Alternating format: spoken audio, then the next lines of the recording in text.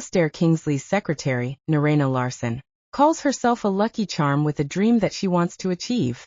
Apparently, she has used the $500,000 in the company's account, which is set aside for the employees' year-end bonuses, on lottery tickets.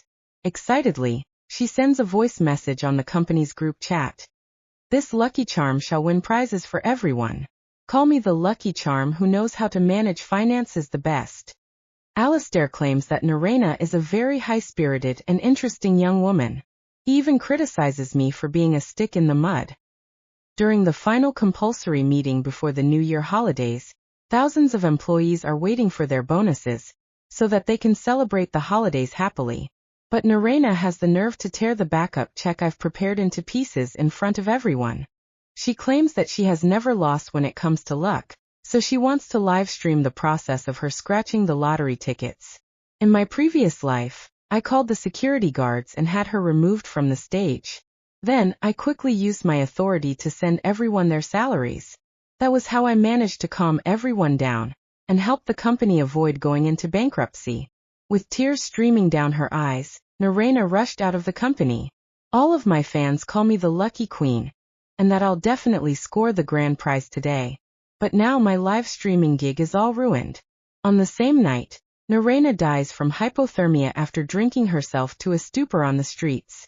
With bloodshot eyes, Alastair ran over me with his car repeatedly. Why can't you just believe her just this once? What if she can strike the jackpot and lead everyone down the path of wealth? When I open my eyes again, I've returned to the day Norena carries a few sacks of lottery tickets onto the stage. This time, I'm the first one to applaud for her. I want Alastair to witness how his beloved lucky charm can bring ruination upon the entire company. Norena Larson, have you lost your mind? That's everyone's year-end bonus. Mr. Wellington, the finance manager, slammed his fist on the table and roared. His voice rang through the entire hall. Norena stood in the center of the stage, clutching 3 burlap sacks of scratch-off tickets.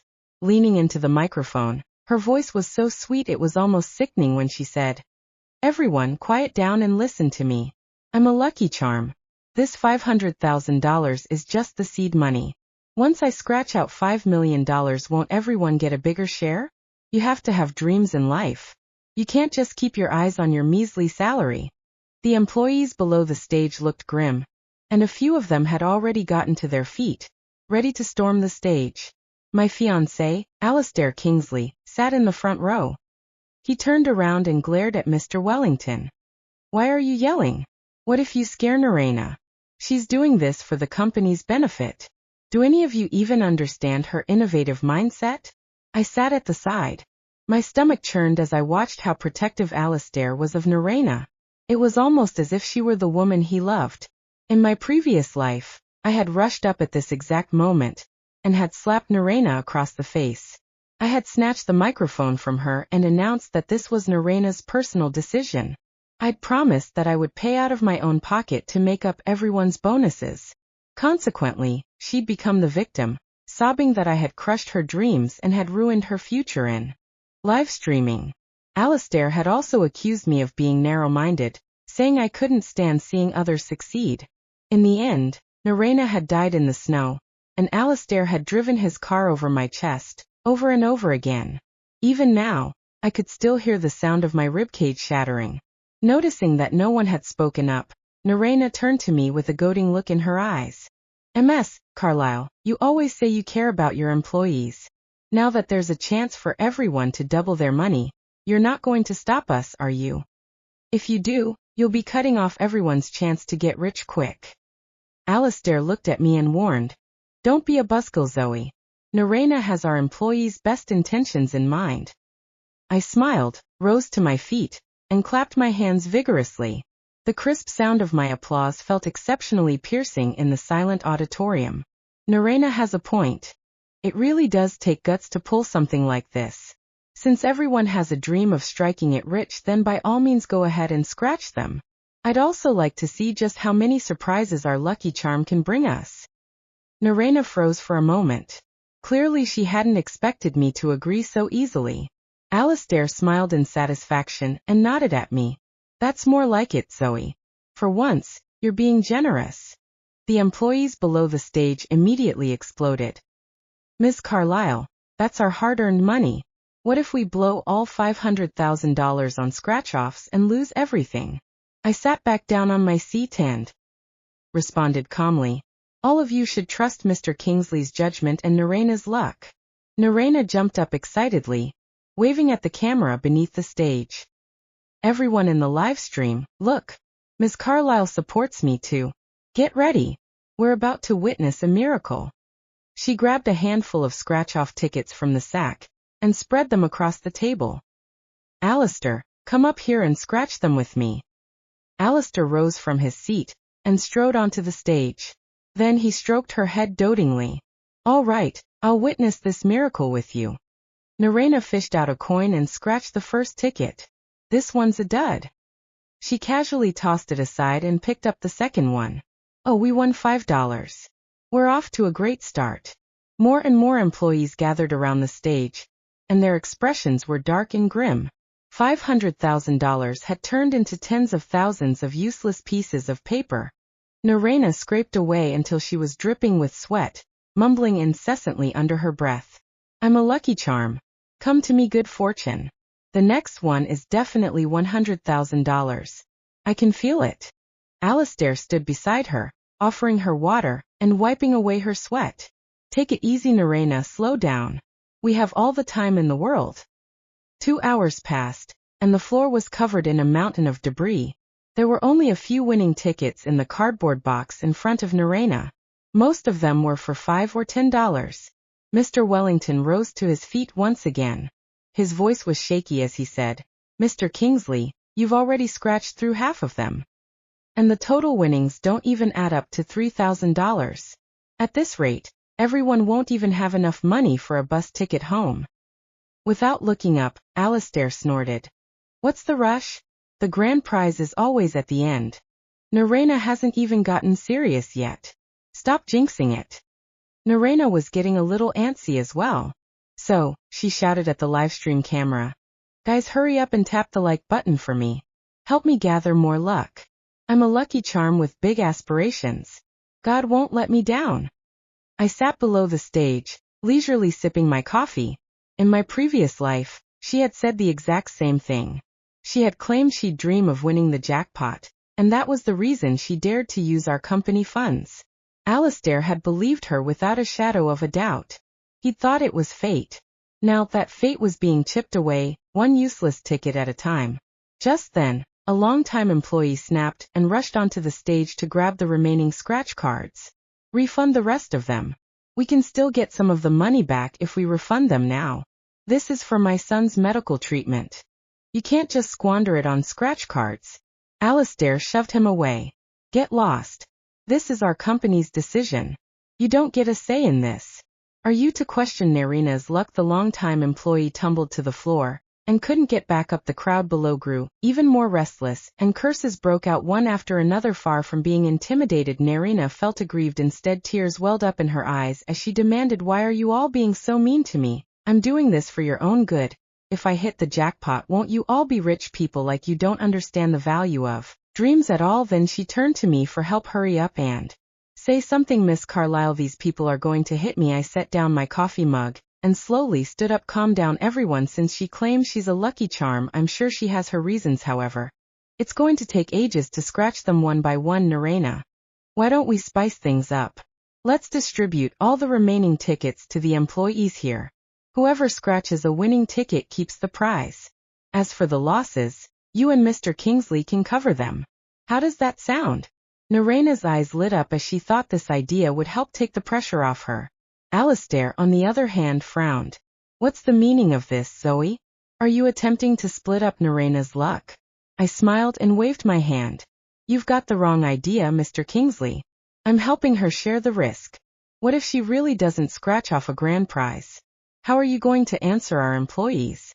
Do you really want everyone to show up at your doorstep on New Year's Eve to demand their unpaid wages?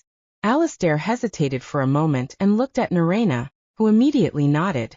Fine, let's do it. I'll bless all of you with my luck. However, just so we're clear, if anyone wins the grand prize, I'm getting a cut. The remaining 2 burlap sacks of scratch cards were distributed to all employees. Soon, the sharp scrape of coins against tickets echoed through the hall. Norena stood on the stage with a smug look on her face. Hurry up and scratch them. Let's find out who luck is smiling on. Yet, gradually, the auditorium fell silent, and the atmosphere grew increasingly heavy. I didn't win anything. Me neither.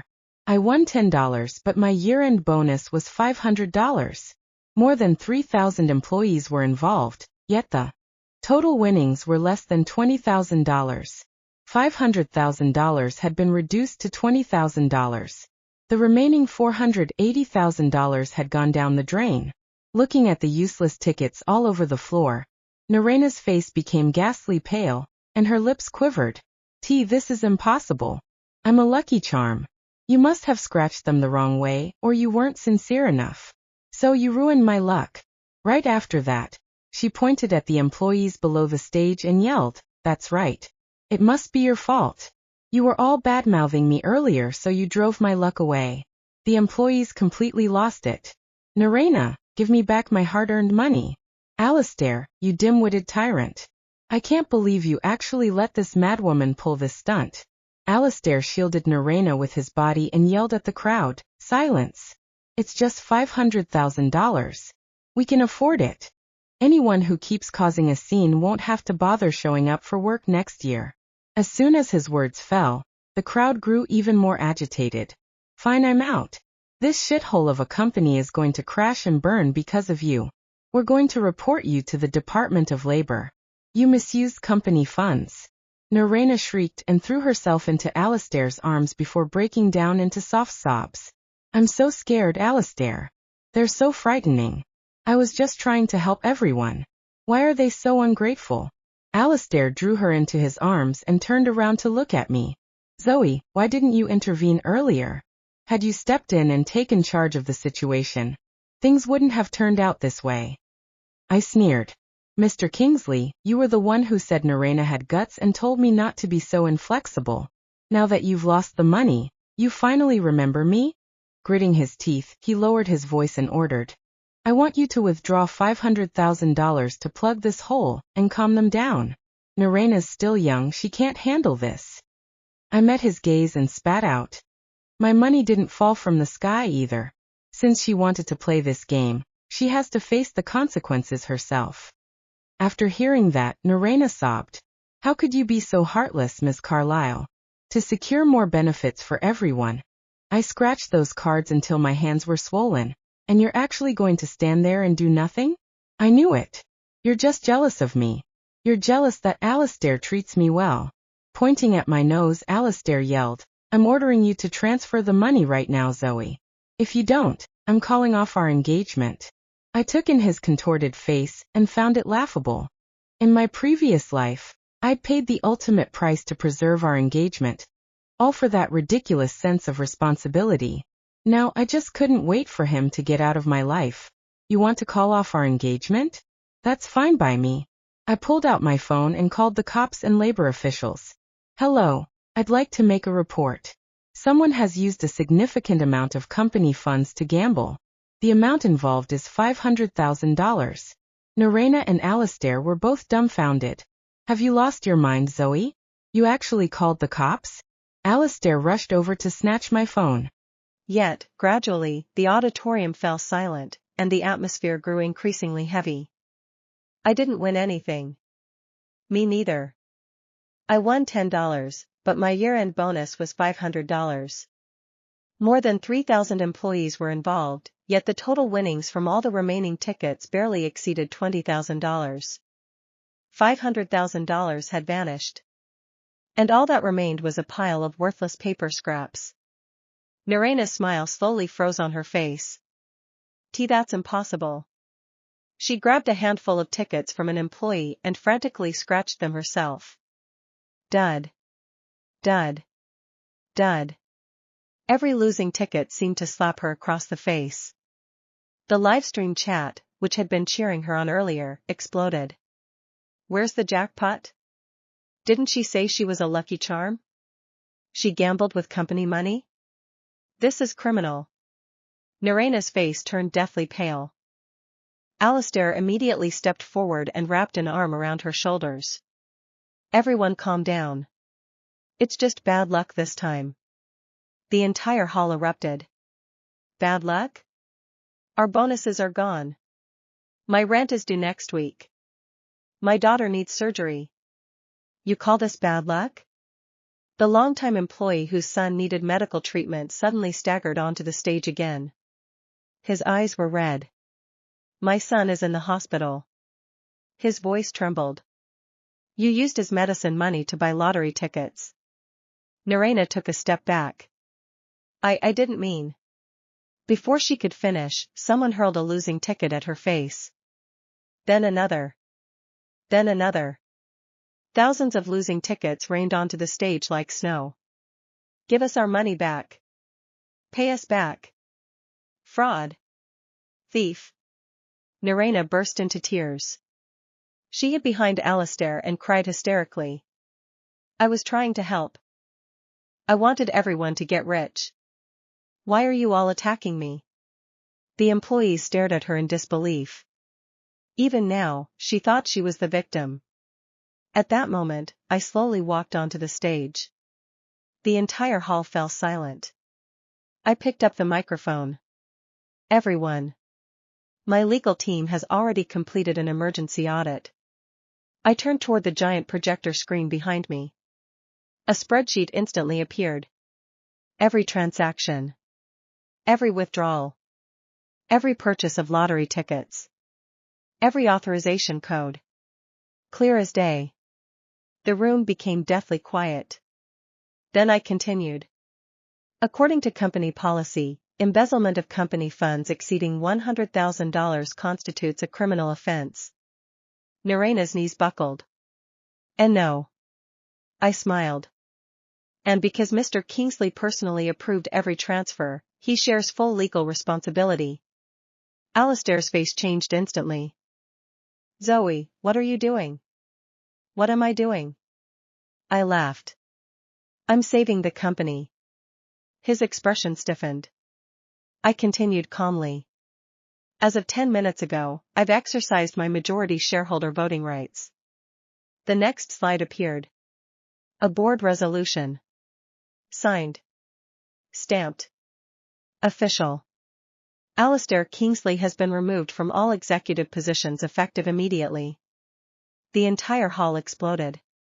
Alastair's eyes nearly popped out of their sockets. You can't do that. I looked at him coldly. I own 61% of the company. I absolutely can. For the first time, genuine panic appeared on his face. In my previous life, I had spent years helping him build this company. He had grown so accustomed to my support that he had forgotten one simple fact. Without me, he was nothing. The security guards entered the auditorium. Alastair pointed at them. Throw her out. The guards didn't move. Instead, they walked directly toward him. Mr. Kingsley, please surrender your access card. His face turned white. Norena immediately grabbed his arm. Alastair. Do something. Aren't you the CEO? The security captain spoke flatly. Not anymore. The livestream audience count had already surpassed 5 million. Millions watched as the former CEO and his precious Lucky Charm stood frozen on stage. Humiliated. Powerless. Then the police arrived. 2 officers walked directly toward Norena. Ms. Larson. We have received reports concerning the misappropriation of company funds. The handcuffs clicked shut around her wrists. Norena finally broke. She screamed. She cried. She struggled. Alastair, save me. You said you'd protect me. You said I was your lucky charm. Alastair's face was ashen. Because at that very moment, another officer approached him. Mr. Kingsley, we'd like you to come with us as well. His legs gave out. The livestream chat exploded with laughter. Lucky charm? More like bankruptcy charm. She manifested prison instead of the jackpot. Dreams really do come true. As the officers dragged them away, Norena suddenly turned around and screamed at me. "This is your fault. If you had stopped me earlier, none of this would have happened." The entire auditorium fell silent. Then I smiled. "Interesting. In my last life, I did stop you." Norena froze. Of course, she didn't understand what I meant. Neither did anyone else. I watched as she was dragged through the doors. Watched as Alastair desperately tried to chase after her. Watched as both of them disappeared from my life forever. Then I turned back to the employees. And announced, "Everyone's year-end bonuses will be paid in full today." The hall erupted into deafening cheers. Some people cried. Some applauded. Others simply sat down in relief. The company survived. Just as it had in my previous life. The difference was that this time, the people who caused the disaster were the ones paying the price for it. The applause lasted nearly 5 minutes. Some employees were crying openly. Others were already calling their families. "My bonus is coming. We can still have Christmas. The surgery can go ahead. The mortgage payment is covered." For the first time that day, genuine relief filled the auditorium. I stood quietly on the stage and watched them. In my previous life, none of these people had known what I'd sacrificed to protect them. After Norena's death, the media had painted her as a misunderstood dreamer. Alastair had turned me into the villain. Then he'd murdered me.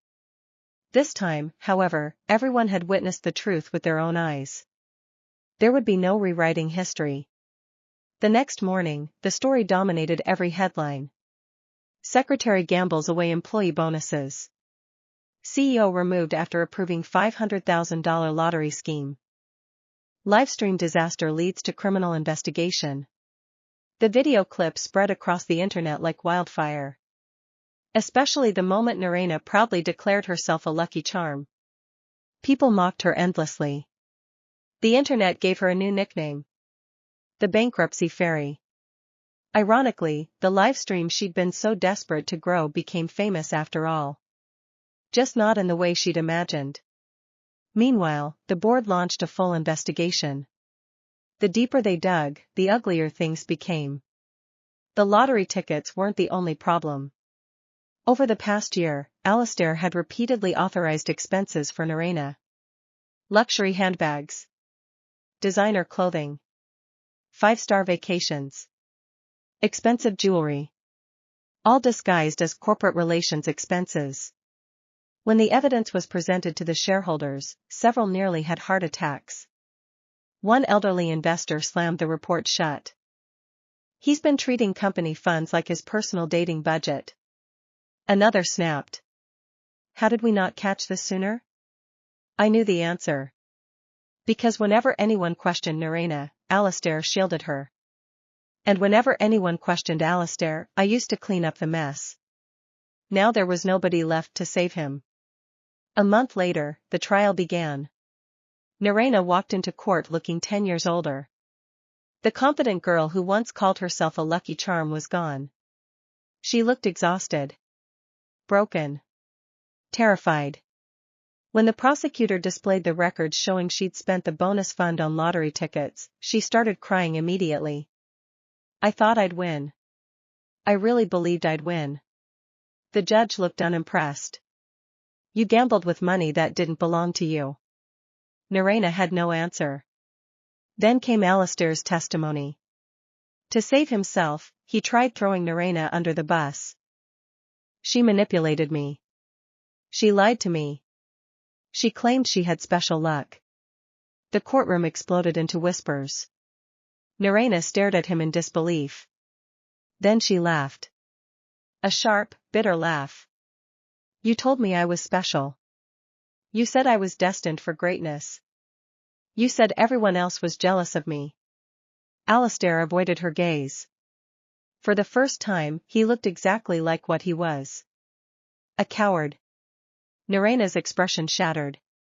In that instant, she finally understood. The man she'd trusted wasn't willing to sacrifice anything for her. Not his reputation. Not his wealth. And certainly not his freedom. Several months later, the verdicts were announced. Prison sentences. Financial penalties.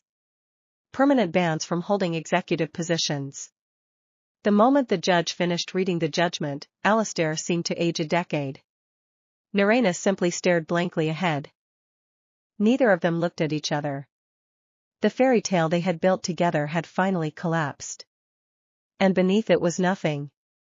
That evening, I stood in my office overlooking the city. Mr. Wellington knocked on the door. Everything's finalized. I nodded. And the employees? They've all received their bonuses. I smiled. Good. He hesitated. Then he asked softly. Do you ever regret it? Regret what? Saving them. For a moment, I looked out at the lights below. In my previous life, I would have said yes. I had died for people who never knew the truth. But this life was different. This time, I hadn't sacrificed myself. I had let the guilty destroy themselves. So I shook my head. No. Outside the window, fireworks exploded across the night sky. The city was welcoming the new year. A new beginning. Mr. Wellington smiled. Happy New Year, Miss Carlyle. I raised my glass. Happy New Year. And as the fireworks illuminated the darkness, I silently bid farewell to the previous life. To the woman who had died beneath Alastair's car. To the love she thought was real. To the future that had been stolen from her. They were gone now. And I'm free.